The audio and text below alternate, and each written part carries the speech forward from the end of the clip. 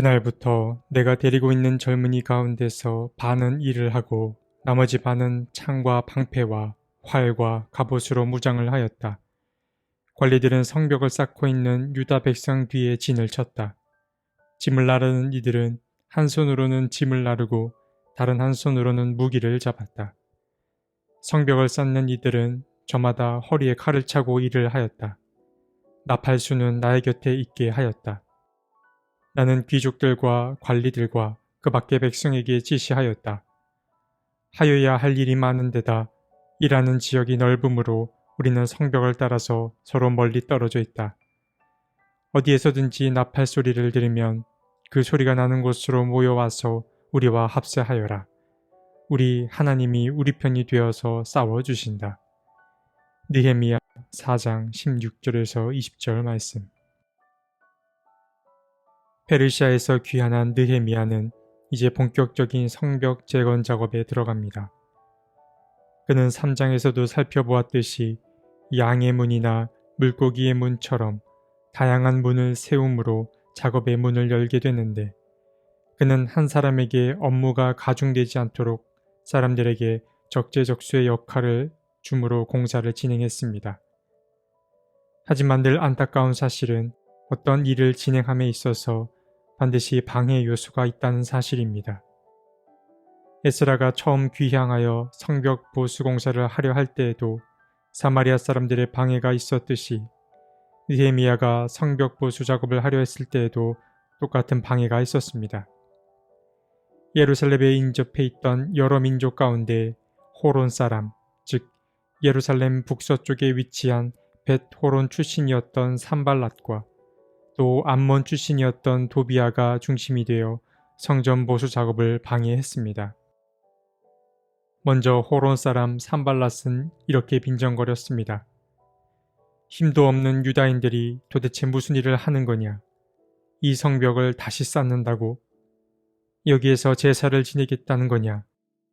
하루 만에 일을 끝낸다는 거냐? 불타버린 돌을 흙무더기 속에서 다시 꺼내서 쓸 수 있다는 거냐? 그리고 이어서 암몬 사람 도비아는 또한 이렇게 유대 사람들을 무시했습니다. 다시 쌓으면 뭘 합니까? 돌로 성벽을 쌓는다지만 여우 한 마리만 기어 올라가도 무너지고 말 것입니다. 사실 산발랏과 도비아는 유대민족을 비웃고 놀렸지만 그들의 마음 가운데는 두려움이 있었는지도 모릅니다.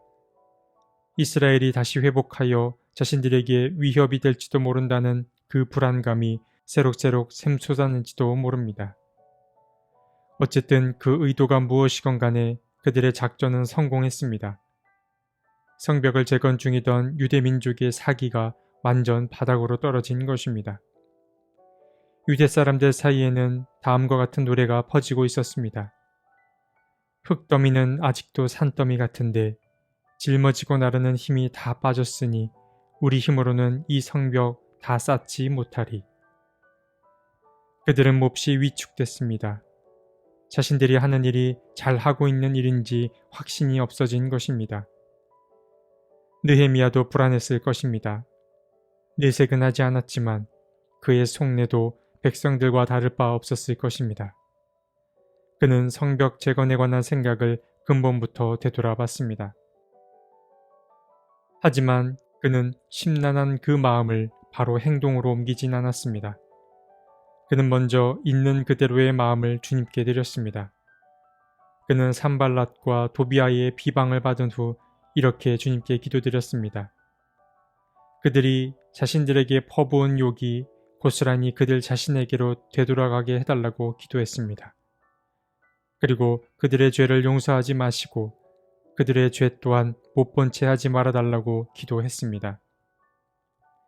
물론 기도의 내용에는 이방 민족에 대한 보복의 심리가 담겨 있지만 느헤미야의 깊은 속내에는 자신들이 하고 있는 일에 대한 확신의 요청이 담겨 있었을 것입니다. 그러나 그는 그렇다고 기도만 하는 자는 아니었습니다.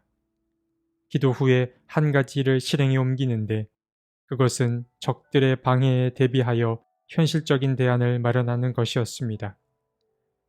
그는 백성들에게 요청했습니다.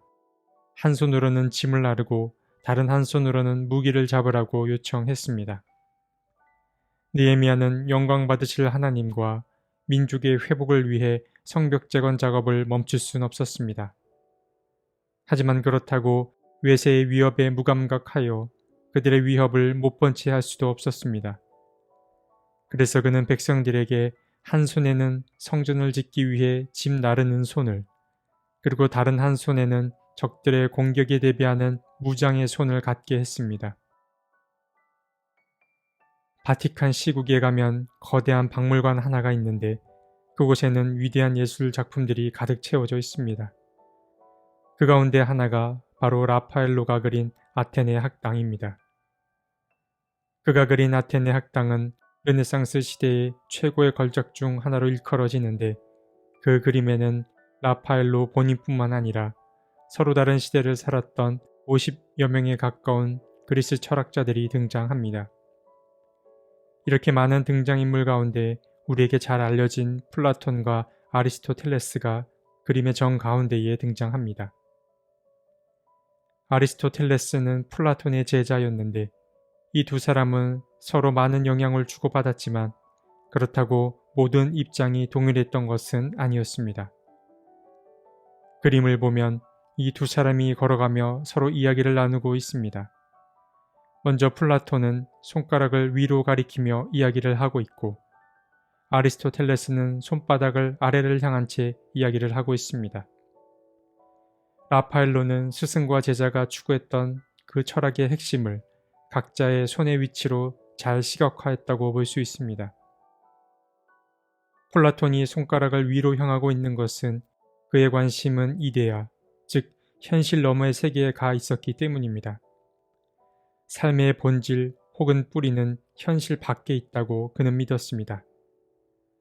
하지만 그와는 반대로 아리스토텔레스는 손바닥을 아래로 향하고 있는데 그의 손바닥이 아래를 향하고 있는 이유는 그의 관심은 현실에 있었기 때문입니다.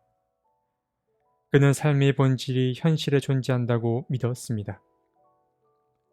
하늘을 향한 손가락과 아래로 향한 손바닥 가운데 어느 하나만 중요하다고 말하긴 어렵습니다.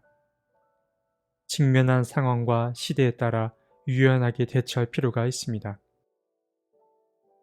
느헤미야의 목적 의식은 분명했지만 그렇다고 한쪽으로만 치우치지는 않았습니다. 그는 하나님의 영광을 위해 예루살렘 성벽을 재건하고자는 했지만 그렇다고 적들의 위협을 무시하면서까지 무리하게 작업을 강행하진 않았습니다. 그는 성벽을 보수하는 일과 적들의 위협을 경계하는 일의 균형을 잘 맞춰가며 일을 진행했습니다. 느헤미야는 직면한 위기 앞에서 이상적인 것만 추구하느라 오직 성벽 재건에만 몰두하지도 않았고 그렇다고 현실적인 것만 생각하느라 성벽 재건 작업을 아예 멈추지도 않았습니다.